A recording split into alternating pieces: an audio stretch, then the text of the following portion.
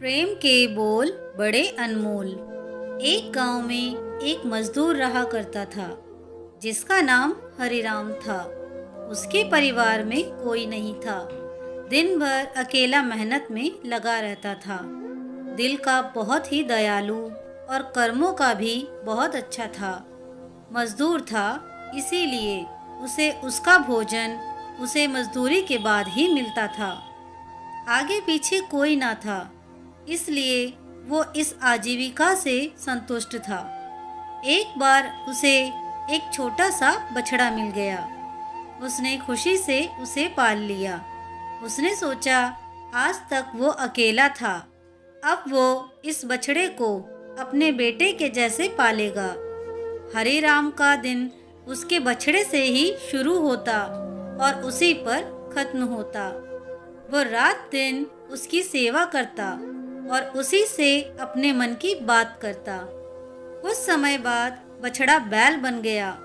उसकी जो सेवा हरिराम ने की थी, उससे वो बहुत ही सुंदर और बलशाली बन गया था। गांव के सभी लोग हरिराम के बैल की ही बातें किया करते थे। किसानों के गांव में बैल की भरमार थी, पर हरिराम का बैल उन सब से अलग था। दूर दूर से लोग उसे देखने आते थे। हर कोई हरिराम के बैल के बारे में बातें कर रहा था। हरिराम भी अपने बैल से एक बेटे की तरह ही प्यार करता था। भले खुद भूखा सो जाए, लेकिन उसे हमेशा भर पेट खिलाता था। एक दिन हरिराम के स्वप्न में भगवान शिव का नंदी बैल आया। उसने उससे कहा कि हरिराम, तुम एक निस्वार्थ सेवक हो।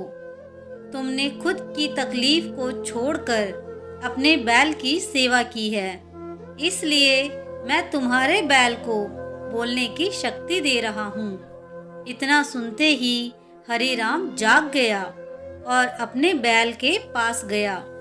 उसने बैल को सहलाया और मुस्कुराया कि भला एक बैल बोल सकता है। तभी अचानक आवाज आई, बाबा, आपने मेरा ध्यान एक पुत्र की तरह रखा है। मैं आपका आभारी हूँ और आपके लिए कुछ करना चाहता हूँ। ये सुनकर हरिराम घबरा गया। उसने खुद को संभाला और तुरंत ही बैल को गले लगाया। उसी समय से वह अपने बैल को नंदी कहकर पुकारने लगा। दिन भर काम करके आता और नंदी से बातें करता। गरीबी की मार बहुत थी। नंदी को तो हरिराम भर पेट देता था, लेकिन खुद भूखा सो जाता था।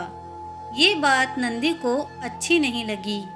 उसने हरिराम से कहा कि वो नगर के सेठ के पास जाए और शर्त रखे कि उसका बैल नंदी 100 गाड़ी खींच सकता है और शर्त के रूप में सेठ से 1000 मोहरे ले लेना।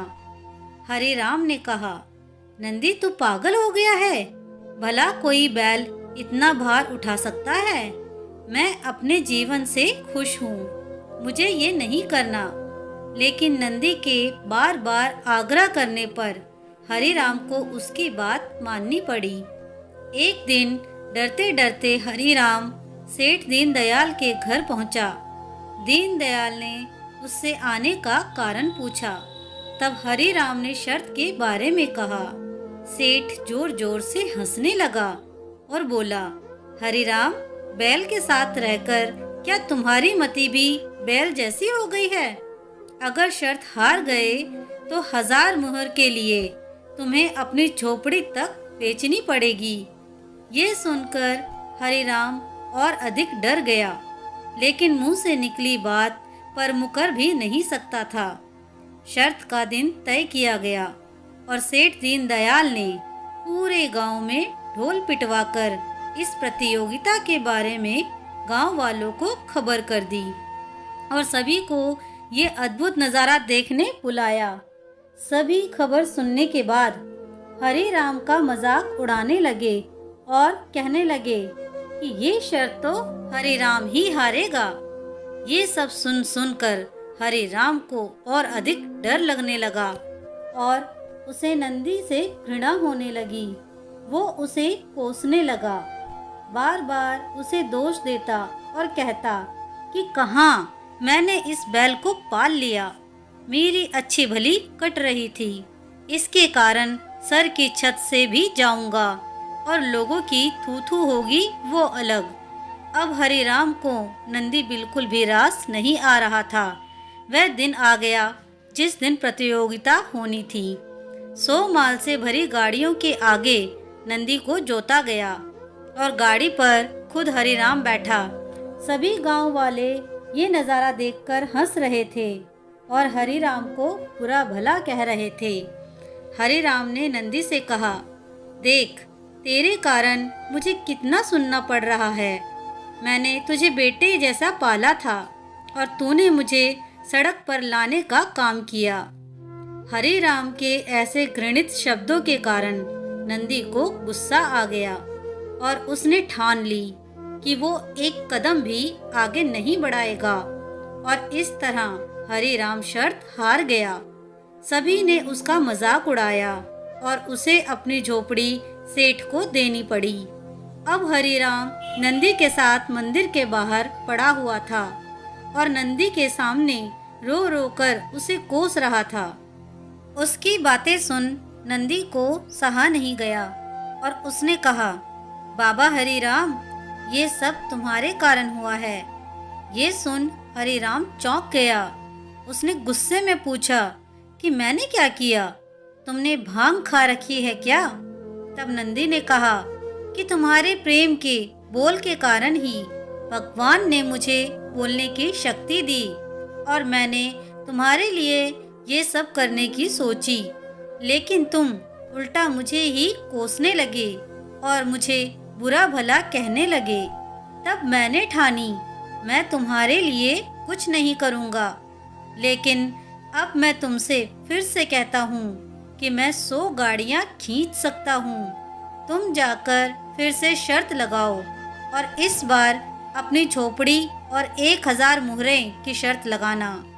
हरिराम वही करता है और फिर से शर्त के अनुसार 100 गाड़ियाँ तैयार कर उस पर नंदी को जोता जाता है और फिर से उस पर हरिराम बैठता है और प्यार से सहलाकर उसे गाड़ियाँ खींचने को कहता है और इस बार नंदी ये कर दिखाता है, जिसे देख सब हैरान रह जाते हैं और हरिराम शर्त जीत जाता है। सेठ दीनदयाल उसे उसकी झोपड़ी और 1000 मुहरे दे देता है। दोस्तों, हमें इस कहानी से ये शिक्षा मिलती है कि जीवन में प्रेम से ही किसी को जीता जा सकता है। कहते हैं, प्रेम के सामने ईश्वर भी झुक जाता है। इसीलिए सभी को प्रेम के बोल ही बोलना चाहिए। दोस्तों, आपको ये कहानी कैसी लगी मुझे कमेंट करके ज़रूर बताएं। कहानी अच्छी लगी हो तो प्लीज़ इसे लाइक, शेयर और मेरे चैनल को सब्सक्राइब करना ना भूलें। कहानी सुनने के लिए आप सभी का बहुत बहुत धन्यवाद।